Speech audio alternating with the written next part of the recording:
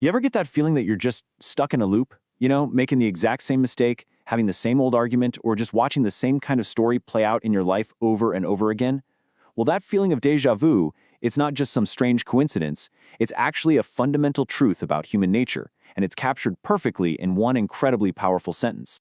Yeah, we've all heard these words before. They were written by the philosopher George Santayana more than 100 years ago. And, on the surface, it seems like a pretty simple warning, right? But what if it's more than that? What if this isn't just some clever saying you'd find in a fortune cookie? What if it's a law of nature, something as real and as powerful as gravity? A kind of hidden mechanism that governs not just the fate of entire nations, but the actual course of our own lives. Today, we're going to unpack the true power hiding behind this famous quote. So, to really get started, we have to understand the core problem this quote is pointing to.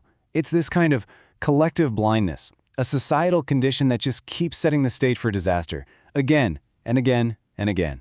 It's got a name: historical amnesia. Now, this isn't just about forgetting dates or names from a history book. No, it's about forgetting the feeling of the past, the pain, the real-world consequences, the hard-won wisdom from a crisis.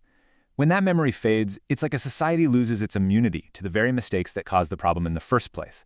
And here's the kicker. On a personal level, it is the exact same mechanism that lets us forget the sting of a bad decision, making us totally vulnerable to making it all over again. Now, what's really fascinating is that this isn't some random thing. Repeating the past, it actually follows a predictable, almost mechanical cycle. And once you see the steps I promise, you'll start noticing this pattern absolutely everywhere. Okay, so let's walk through this forgetting cycle. It all starts with step 1, some major event happens. Think a war, a financial crash, something big. Then, in step 2, society learns a painful, valuable lesson from it. But then, step 3.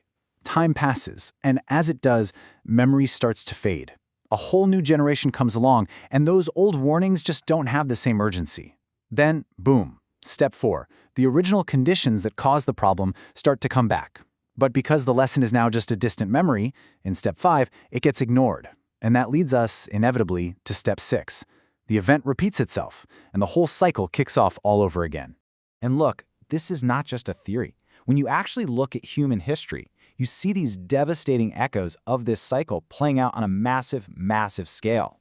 Seriously, think about it. You've got economic bubbles that pop over and over again, from the Dutch tulip mania in the 1600s to the dot-com bubble in the 2008 financial crisis. Same pattern.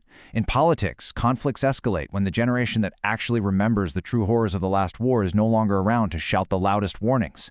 It's like this recurring drumbeat through all of human history. And here is the most crucial point of all. We don't repeat these massive mistakes because we're evil. We repeat them because we are forgetful. The failure isn't one of character, it's a failure of memory. And that's the real tragedy here, right? It means so many of these repetitions are actually preventable. Okay, so we've been talking about these huge historical events, but this is where the idea gets really personal and, let's be honest, maybe a little uncomfortable. Because this cycle, it doesn't just apply to societies. It applies to each and every one of us. I mean, really, take a second and think about it. That same argument you keep having with someone you love. That bad habit you just can't seem to kick. That same type of person you're always drawn to, even though you know it's not good for you. That's the cycle. That is history repeating itself, just on the tiny scale of your own life. The mechanism is exactly the same. We go through a painful breakup, and we think, okay, I've learned my lesson. But time passes. We forget how much it stung. Those old habits, those old patterns of behavior, they creep back in. We ignore the lesson, and pretty soon we find ourselves right back where we started. It's the very same cycle of forgetting, just playing out in our relationships, our careers, our personal lives. This is such a powerful way to think about it, isn't it?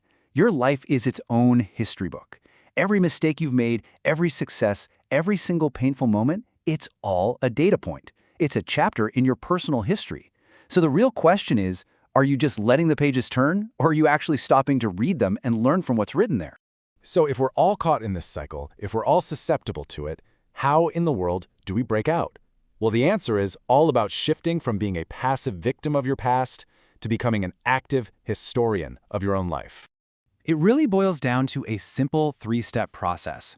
First, you have to acknowledge the pattern. You've got to be honest with yourself and just name it. Call it what it is. Second, you have to analyze it. Why did it happen? What were the conditions? What choices did I make that led me there? And finally, and this is the most important step of all, you have to consciously choose differently.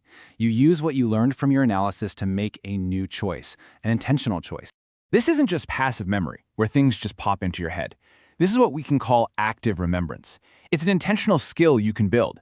It means setting aside time to reflect, maybe to journal, to talk through past events, not so you can dwell on them, but so you can extract the wisdom they contain. It's about keeping that lesson alive and fresh, so it's right there when you need it the most. And that right there is the ultimate lesson. Santayana's quote, "It was never just about having a good memory for facts and figures. True remembrance is about deep understanding. It's about integrating the lessons of your past so deeply into your thinking that they literally become part of how you see the world and how you make decisions going forward." So let's end with a question that turns this whole idea right back to you. Take a look at your own life, at your own patterns, at your own personal history book. What's the unlearned lesson that's still waiting there for you? What past are you condemned to repeat until you finally choose to remember?